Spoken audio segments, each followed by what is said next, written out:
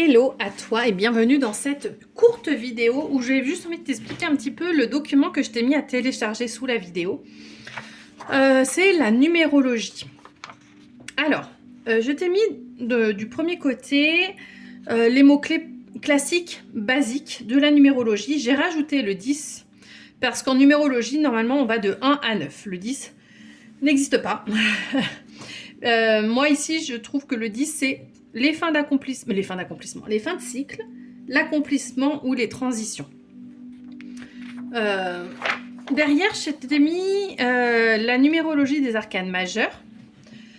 Tu vas voir que j'ai placé le fou une première fois en haut et une deuxième fois en bas. Pour moi, le fou, c'est celui qui va traverser toutes les arcanes, qui va faire l'expérience de chaque arcane qu'il va croiser.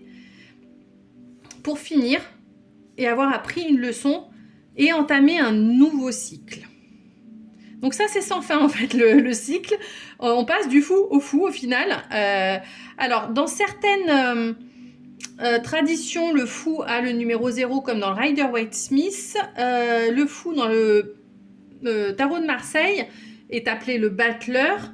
Soit il n'a pas de numéro, enfin généralement on ne lui donne pas de numéro, mais c'est le numéro 22 qu'on lui donne.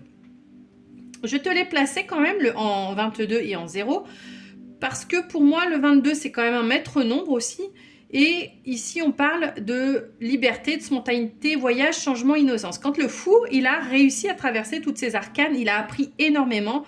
Et forcément, il a acquis certaines choses. Ça peut être la liberté, la spontanéité, les voyages, le changement, l'innocence. Il a acquis certaines choses, donc il n'est pas au même niveau que le fou qui est arrivé au tout début du tarot, qui lui a pris un risque, a pris l'élan, a fait quelque chose d'un petit peu risqué, de nouveau, pour découvrir et arriver justement à cette liberté, cette spontanéité.